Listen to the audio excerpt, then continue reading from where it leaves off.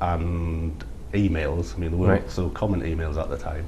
Yeah. From various animal rights organisations, basically saying, do you know the nature of the company that you're involved in? Yeah. You see, my mind, when I hear something like that, goes to the fact that that could be a setup. It might not have been animal rights people complaining. It could have been representatives of NASA, for all you know, that do not want a civilian space program. You know what I mean? I'm not saying it was, but I can't imagine people who I know who are pro animal rights wanting to stop you developing a civilian space program. I mean, maybe they did, I don't know. But so one of these rockets, you got up to 5 kilometers in height, is that right? Yeah. All right. And so was your eventual intention to launch one and get one in orbit? That was the ultimate aim, yeah. So what you were doing is just developing a sequence of rockets to get further and further and learn from each one, and then perhaps build one that you could then put in orbit. Yeah. And would that require some kind of control system on it and navigation? Oh yes, it would have to have a guidance system. Guidance system. Yeah. So had you thought about guidance systems? Yeah, yes. We'd designed well, they call it an inertial guidance system. It basically uses gyroscopes. Right. To give a frame of reference. Right, and would that have any like direct control electronically to the ground, or would it be an automatic guidance system? It would have been automatic, right? Pre-programmed. All right, and so then once this kind of you'd lost the funding, you were approached to write a book. Just tell us about that, Dave. Yeah, well, I was actually approached just before we lost the funding. Right. From John Wiley and Sons. Actually, they're just called Wileys now, who are academic publishers.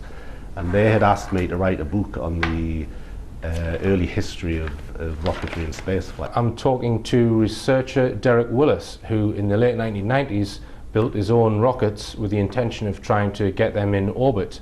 Now, around about sort of 2000-ish, you were asked to write this book about the history of spaceflight. Just tell us about that. Well, the basic concept of the book was that what we were amateurs trying to build rockets, and the origins of the whole space industry was with a group of amateurs at the beginning of the 20th century. Right, and so you then set about doing your own research for the history of spaceflight, and you come across one character called Dr. Willy Ley. So just give us some background on him. Well, Willy Ley was really the guy who started it all off in terms of getting a popular interest in rockets and spaceflight. He was born in Germany in 1909. He studied various sciences at university. He wasn't actually an engineer, but he was fascinated with the concept of spaceflight.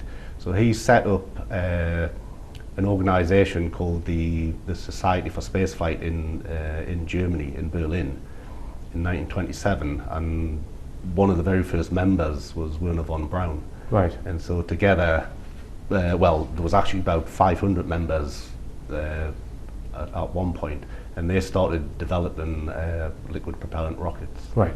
So von Braun, who was the lead sort of engineer of the Nazi rocket program, the V2, who then defected to the Americans and worked on, well, Apollo. Yeah. So now Dr. Willy Ley made various comments and was also linked to the Vril Society, but you're not sure whether he was actually a member of the Vril Society. So just tell us about the Vril Society and what Willy Ley is alleged to have said. Right.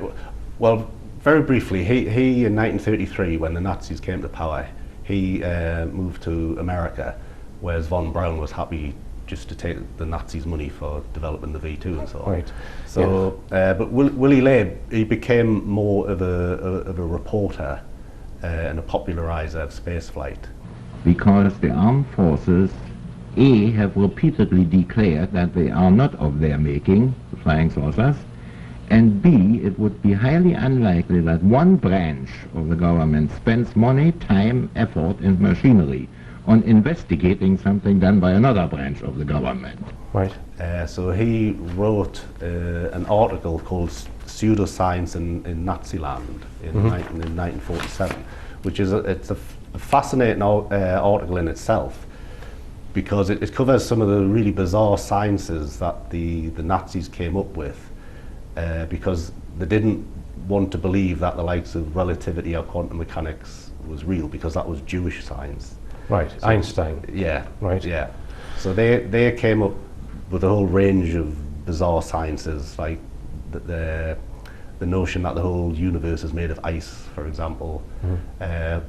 But one of the other subjects that Willie Lay covered in the article was about an organisation called the Society for Truth, which in more recent times is called the Vril Society. And they believed that there was a mysterious energy that they could tap into from somewhere.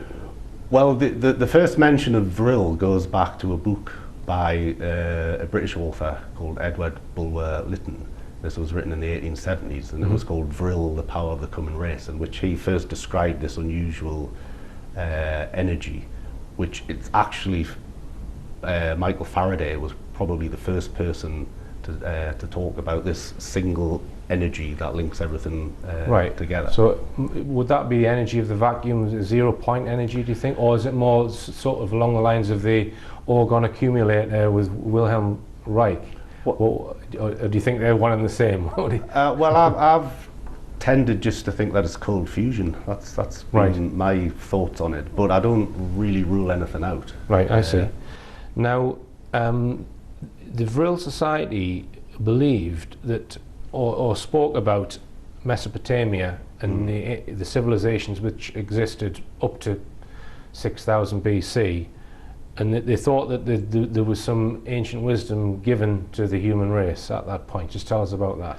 Yeah, well, what the Vril Society basically believed was that a race of beings came from Aldebaran around 6,000 Right, so they actually ago. specify the star, which is the title of your book. Yeah, okay, right.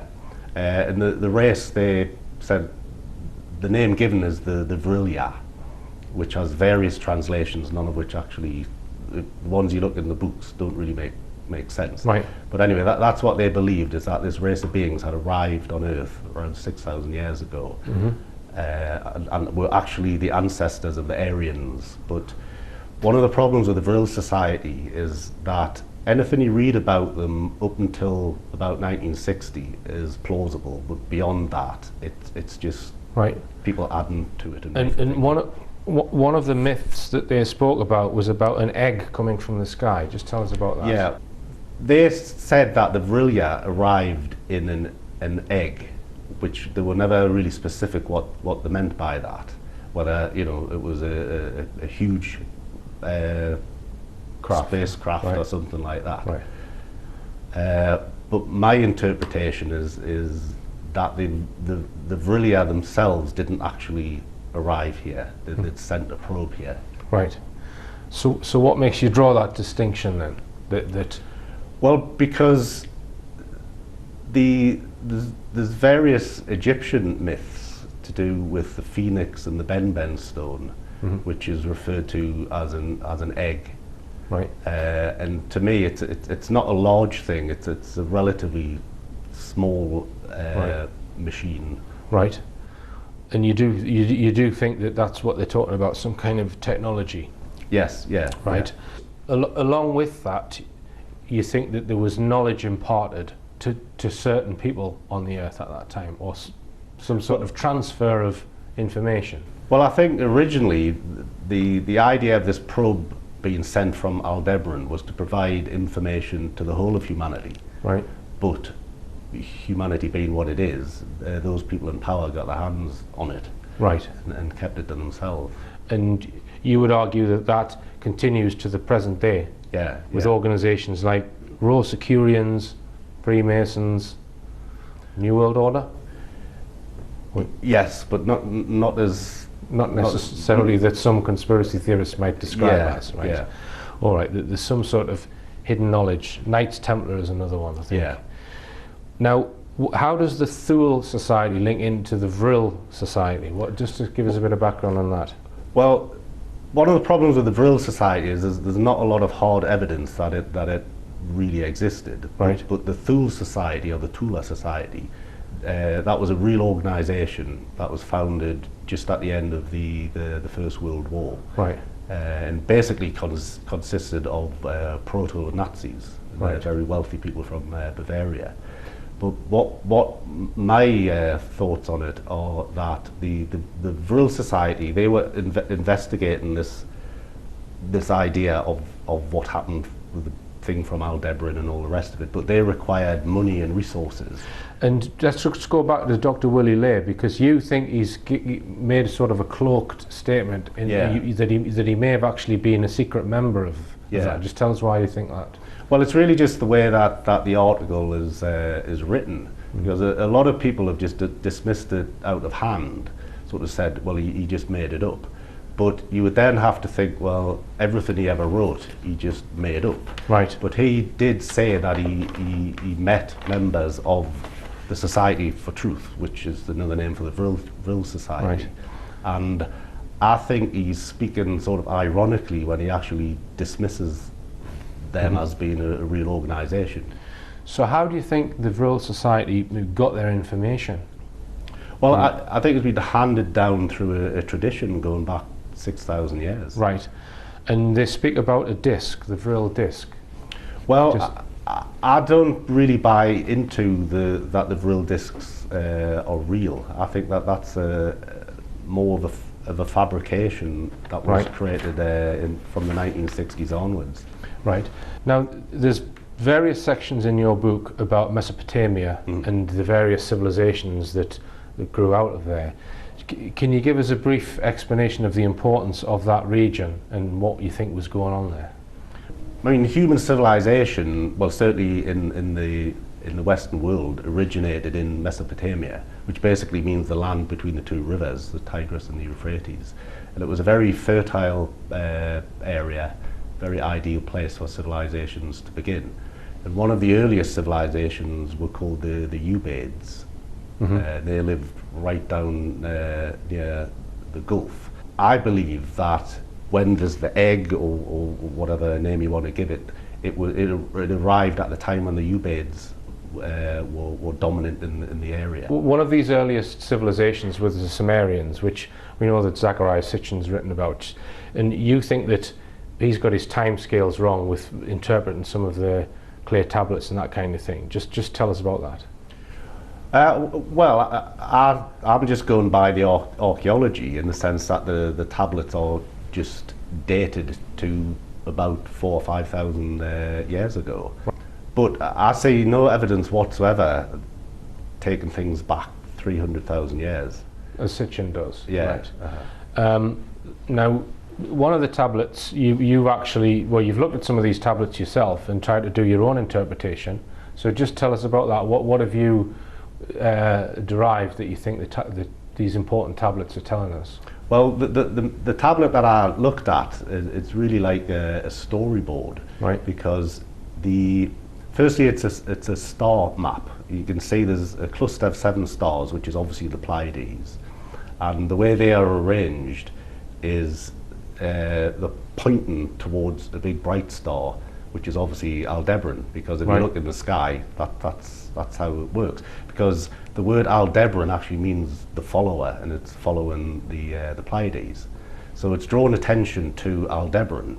Right. Now then, there's also this a winged craft, I would call it. Yeah. Which I've seen that one. Yeah. Which is next to the star, so it's drawn attention to the link. Now I think that's the object that I believe is up in orbit, which I call the ancient envoy. Right. And below that, on the ground, is a bell-shaped object, which I believe is the capsule that was dropped from the orbit, as it were. I'm talking to Derek Willis about his book, The Aldebaran Project, and we were just looking at some Sumerian stone tablets, and you think we've got, one of them is saying where they came from, another one is saying what's up in orbit, and another one, or another part of it, is saying what landed on the ground. Yeah. Right, and you think that they're revering all of these objects because it gave them some sort of phenomenal knowledge, yeah? Yeah, yeah. So just tell us what that knowledge was, you think, that came out of this capsule. Well, I think it's basically the sum total of everything that the species from Aldebaran had accumulated. sciences and technologies. And you mentioned in your book that you think, imagine all the information on the internet, and it's like thousands of times more than that. Yeah. So what makes you think there's so much information given by that, you know, in this craft or whatever it was? Well, I think it's an inference that I'm making because that's what we are currently doing now with probes that we are sending out of the solar system. Yes. My basic hypothesis is that the species from Aldebaran could see what was going to happen to their star and decided to send, you know, the benefits of their civilization to another species. And so that would include, you know, technologies that we can't even imagine now. So this sort of intervention, if we call it that, from Aldebaran and with this, both the satellite and the landing capsule, you think that accounts for the expansion in human knowledge around that time that just some historians don't seem to be able to explain? Yeah. Right. All right. Now, and you then go on to talk about hermeticism. Just explain what that is and why you think it's important. Well, hermeticism was really a sort of a synthesis of religion and philosophy. There was this, well, he's not really a god, but Hermes Trismegistus, which means Hermes thrice great, who was revered for his knowledge. And he received his knowledge from a series of books which allegedly came from the sky. Right. So I kind of equate that with the arrival of the messenger. Right, the belief that if humanity can achieve divine knowledge, known as the gnosis, of the workings of the universe, then by contact with the forces produced by the heavenly bodies, we can influence destiny. And you think that the elite have nabbed that knowledge? Basically, yes, yeah. Right. Yeah. All right, and you know, I think a lot of people would agree with you there. And hermeticism was the forerunner to science. Yeah.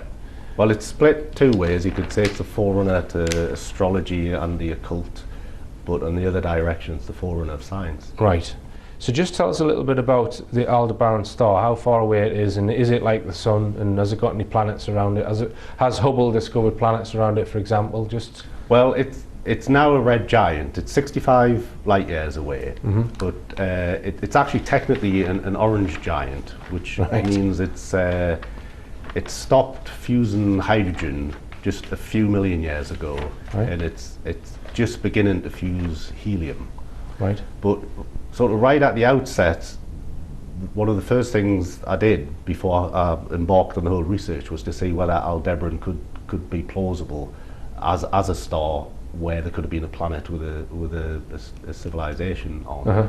And the age of a star is very important. I mean, there's many people talk about species coming from, say, Betelgeuse and planets like that. Zeta Reticuli. Yeah, but the problem is, huge stars like that aren't very old. They're probably only 200 or 300 million years old. Right. So you need a relatively small star, about the size of the sun. And so Aldebaran is about 1.5 times the size of the sun in terms of mass. And its physical size is much bigger now. So it's of the order of 3.5 to 4 billion years old. So there was plenty of time for life to evolve on any planets orbiting. So you're comparing Aldebaran with the sun, and you're looking for similarities because you think that if it's life similar to ours, it would have a similar environment. And you also looked at Bracewell probes. Just tell us about that, because this is another thing that humanity has done or suggested that you think another race might have beaten us to. Yeah. So just tell us what Bracewell probes are. The idea of a Bracewell probe was first mooted by American scientist Ronald Bracewell. Is that if you're going to send a probe to a distant star, you can't, because it's so far away, you couldn't really have real-time communications. Yeah. So the probe would have to be autonomous. It would have to make its own decisions when it got there. And one of the suggestions he made was that it would listen out for transmissions from a planet and then repeat the transmission directly back, because that's something that just couldn't occur naturally. Right.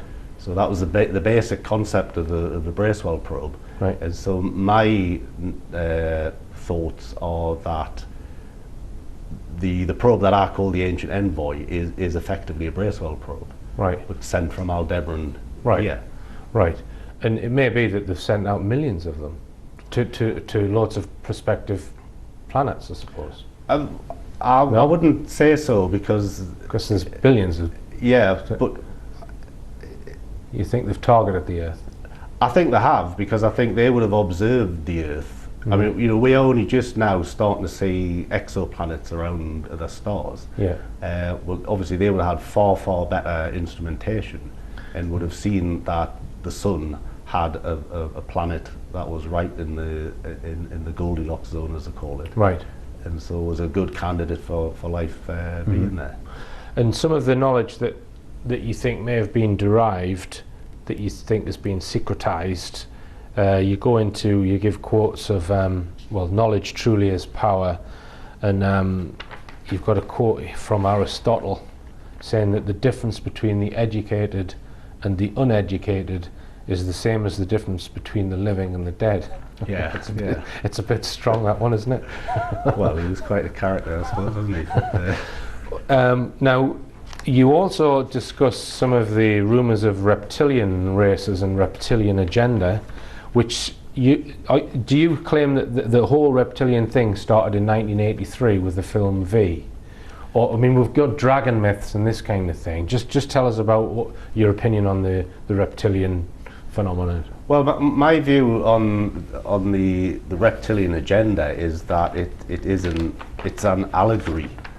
It's not really talking about shape-shifting reptiles. I think it's basically talking about what I'm talking about, but it's kind of been dressed up in a more sensational, metaphorical thing.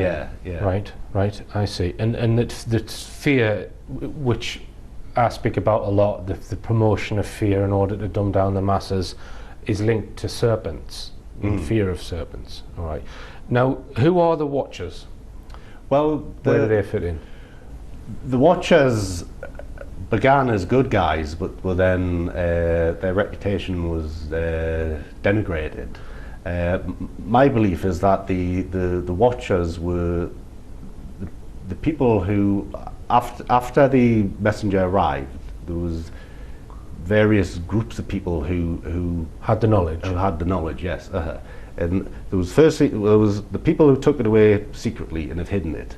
But there was a group of people who they know of the arrival of the messenger, and they protect the knowledge that it exists. I see. And they are referred to in some ancient texts, and are referred to as ER or IR. And you've also write about the Tower of Babel. Well, I mean, what do you think that was? Well, I think originally, it was built as a library, which is where the messenger capsule was originally held. Right. But I think it was built, the dimensions of the Tower of Babel was conical, and I think encoded within that was information on the actual orbit. So, all right. Just to pop this question in, Derek, what do you think of